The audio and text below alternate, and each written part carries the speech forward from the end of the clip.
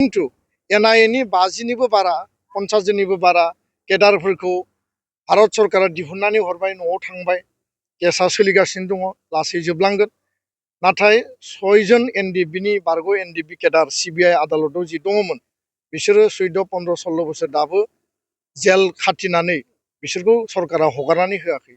रन्जन दैमारि आरो सा 6 गोख्रैनो भारत सरकारा बेखौ हगारनायनि खामानिखौ मावनांगौ आरो केस जेसेबां दङ बेखौ उइथड्र खालामनायनि खामानिखौ मावनांगौ। नैबे सनितपुर जिल्लानि नर्थ ढेकियाजुलि आनसलिकनि बातासिपुर बे गेवलां फोथाराव दिनै सानसेनि हाबाफारि लानानै जोङो 6थि बर' गोजोन गोरोबथा एबा बिटिआर एकर्ड डेखौ जों बेयाव खुंफुंदों आरो जोंनि फिरफिला बिरहोनाय फुंबिलिनि आर'ज, बड'लेण्ड मुंख्लंफोरनो बिबार बावनाय, बड'फानि मुसुखायाव बिबार बावनाय बे हाबाफारिया दा जोबनानै थांबाय। गोजोननि थाखाय जों फारौ बिरहोनाय, दा दसे समनि उनाव जोंहा सावरायमेल दङ आरो दिनैनि बे गोथार बुब्लियाव 5,000निबो बारा मुंख्लं गेदेमा बिर जोहोलावजो बिथांमोननि जि त्याग आरो जि बिथांमोननि बावसोमनाय जों बेखौ गोसोखांदों आरो बिथांमोनखौ जोङो खुलुमदों। बड'फानि जि मोनसे आदर्शजों जोङो आलादा रायजो बड'लेण्ड दाबिनानै सोमावसारनायनि गेजेरजों बिएसि, बिटिसि आरो बिटिआर जों मोनबाय। बेयो मोनसे गोग्गानाय देरहासारनायनि सान आरो दिनैनि बे साननि गेजेरजों जोङो भारत सरकारखौ जिखिनि एकर्डनि दफाफोरखौ मावफुंबाय आसाम सरकार, भारत सरकारा, बिनि थाखाय जों धन्यबाद होयो आरो आद्रा थानाय जि मुल दफाफोर दंमोन बेखौ गोख्रैनो मावफुंनांगौनि थाखाय भारत सरकारनि प्रधान मन्त्रि, नखर मन्त्रि आरो आसामनि गिबि मन्त्रिखौ जोङो खुथारै जोङो खावलायदों आरो बेखायनो जे जों जि जायगायाव गसंनानै दङ सनितपुर आरो बिश्वनाथनि प्राय 300नि बारा गामिसो थिसननांगौनि बिबान दङमोन। बाउन्डारि कमिसननि खामानिया सोलिगासिनो, खिन्थु सरकारा पलिटिकेल इनिसियेटिभ लानानै बे गामिफोरखौ थिसननायनि थाखाय दायित्व लानांगौमोन। खिन्थु 6 बोसोराव 60 खान गामिल' सोबाय। आद्रा थानाय गामिया सिमिलिगुरिसिम हाबबावनांगौ दङ।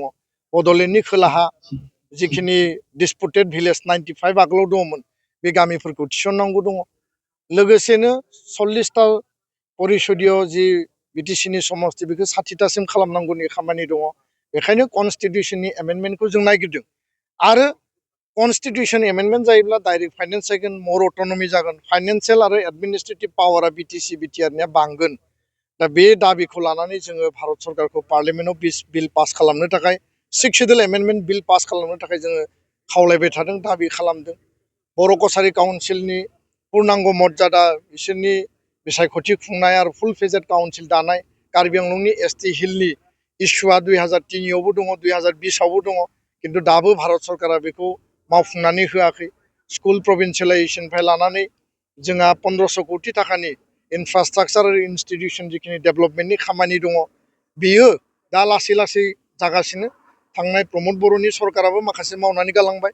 आद्रा थानाय खामानिखौ आथिखालाव बिटिसिनि गाहाय हाग्रामा महिलारि बिथांखौ जोङो गायसननाय नुदों आरो बे हाबाफारिफ्रा जायोबा जोंनि ओनसोलाव जौगानाय फैगोन। खिन्थु एनआइएनि 50निबो बारा 50 जननिबो बारा केडारफोरखौ भारत सरकारा दिहुननानै हरबाय, न'आव थांबाय, केसा सोलिगासिनो दङ, लासै जोबलांगोन। नाथाय 6 जन एनडिएफबिनि बारग' एनडिएफबि केडार सिबिआइ आदालताव जि दङमोन बिसोरो 14, 15, 16 बोसोर दाबो जेल खाथिनानै बिसोरखौ सरकारा हगारनानै होआखै।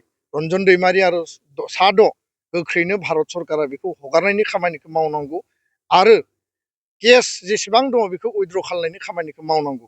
बे खामानिफ्रा स्रां जोबजोबोब्ला थारैनो बर' एकर्ड बे बिटिआर एकर्डनि दफाफ्रा 100% इमप्लिमेन्टेसन जागोन। बेखायनो आद्रा थानाय बे एकर्डनि क्लजेसफोरखौ इमप्लिमेन्ट खालामनो थाखाय जोङो गणतान्त्रिक आवाज, दाबि, सावरायनाय, भारत सरकारजों लोगो हमनाय बे सोलिगासिनो दङ आरो बेखायनो गोलाव जानायनि थाखाय जोङो दुखु मोनदों, मालाबा जों रागा जोंदों आरो दिनै भारत सरकारखौ जों फिन खेबसेबाव दुलाराय बर' फरायसा आफादा ज' लोगो नांनानै जिल्ला, दख'रा, मिरु जोङो भारत सरकारनि प्रधान मन्त्रिनो 10,000 पस्टेलनि गेजेरजों पस्टकार्ड जों दैथायहरगोन। एकर्डआ स्पिडि इमप्लिमेन्टेसन जानांगौ। 5,000 इमेल जोङो दैथायहरगोन आरो दिनैनिफ्राय बे सप्ता खनसे बेयो सोलिबाय थागोन आरो बे मन्चनिफ्राय आङो भारत सरकारखौ फिन एकर्डखौ जेरैबायदि कमिटमेन्ट होदोंमोन कमिटमेन्ट मथे खामानि मावनो आखरे आखरे पालन खालामनो थाखाय खावलायबाय। गोजोन्थों।